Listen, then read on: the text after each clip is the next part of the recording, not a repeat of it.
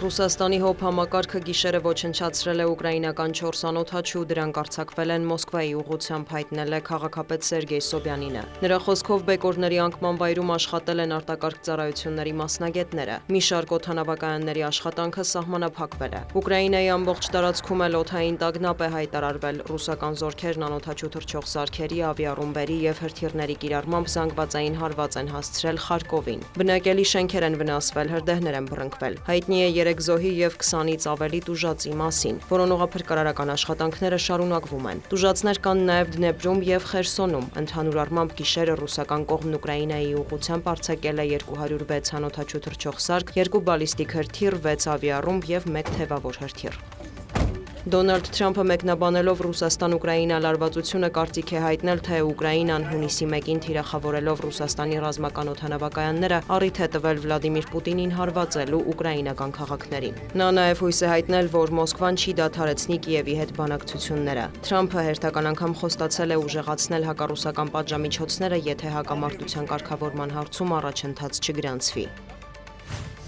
Դոնալդ Թրամփը հայտնել է, որ հունիսի 9-ին Լոնդոնում տեղի կունենան Չինաստանի եւ Միացյալ Նահանգների պատվիրակությունների բանակցությունները։ Օրակարգում են առևտրային հարցեր։ Սպիտակ տան ղեկավարի խոսքով Վաշինգտոնի թիմը ներկայացնում են ֆինանսների նախարար Սքոթ Բեսենթը, առևտրի նախարար Հովարդ Լուտնիկը եւ ԱՄՆ առևտրի ներկայացուցիչ Ջեյմիսոն Գրիրը։ Հանդիպումը պետք է լավ անցնի, եզրափակել է Թրամփը։ Հունիսի 4-ին ԱՄՆ նախագահը հայտնել էր, որ արդյունավետ հեռախոսազրույց է ունեցել Չինաստանի նախագահի հետ քննարկել վերջերս կնքված առևտրային գործարքի նրբությունները։ Սի Ցինփինը նշել է, որ Վաշինգտոնը պետք է չեղարկի Չինաստանի դեմ ձեռնարկված բացասական քայլերը։ Նա Թրամփին հրավիրել է Չինաստան։ Սպիտակ տան ղեկավարն էլ իր հերթին Սիին է հրավիրել Վաշինգտոն։ ԱՄՆ նախագահի պաշտոնում Թրամփի ընտրվելուց հետո Վաշինգտոնը եւ Պեկինը փոխադարձաբար բարձրացրել էին առևտրային մաքսատուրքերը։ Մայիսին Շվեյցարիայում երկու երկրի ներկայացուցիչները բանակցություններ են անցկացրել, ինչից հետո մաքսատուրքերը կրճատվել են։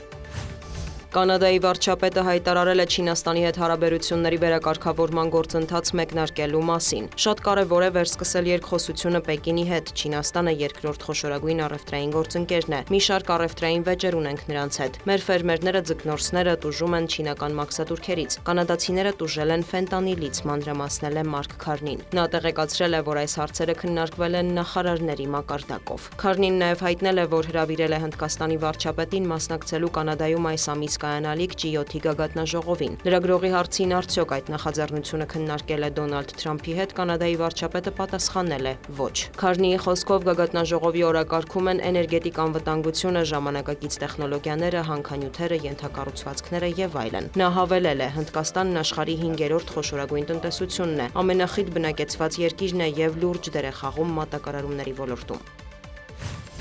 Գործարար Իլոն Մասկի հետ հարաբերությունների վատթարացման ֆոնին Դոնալդ Թրամփը հայտարարել է, որ նրա հետ կնքված պետական պայմանագրերի եւ սուբսիդիաների գնահատում կանցկացնեն։ Խոսքը մեծ գումարների մասին է, նշել է Սպիտակ տան ղեկավարը, մեկնաբանելով ԱՄՆ պետական գործակալությունների եւ Մասկի ընկերությունների միջև պայմանագրերի դադարեցման հնարավորությունը։ Ավելի վաղ New York Times-ը հայտնել էր, որ 2024 թվականին 17 պետական գործակալության հետ կնքված 100 պայմանագրի շրջանակում Մասկի ընկերությունները մոտ 3 միլիարդ դոլար են ստացել։ Դոնալդ Թրամփի եւ Իլոն Մասկի միջև լարվածությունը կտրուկ սրվել է հունիսի 5-ին։ Ամերիկացի գործարարը հայտարարել է, որ առանց իր աջակցության Թրամփը չէր հաղթի նախագահի ընտրությունում։ Նա աջակցել է Թրամփի իմպիչմենտի գաղափարին, քննադատել կառավարության ծախսերը կրճատելու Սպիտակ տան օրինագիծը եւ ԱՄՆ նախագահի սահմանած ներմուծման մաքսատուրքերը։ Մասկը կանխատեսել է, որ ամերիկյան տնտեսությունը 2025 թվականի երկրորդ կեսին անկում կապրի։ Թրամփն էլ մեղադրել է Մասկին կառավարության արդյունավետության դեպարտամենտի ղեկավարի պաշտոնում իր պարտականությունները բարեխղճորեն չկատարելու համար։ ԱՄՆ նախագահը սպառնացել է խզել Մասկի ընկերությունների, այդ թվում SpaceX-ի հետ պայմանագրերը եւ չեղարկել բոլոր սուբսիդիաները։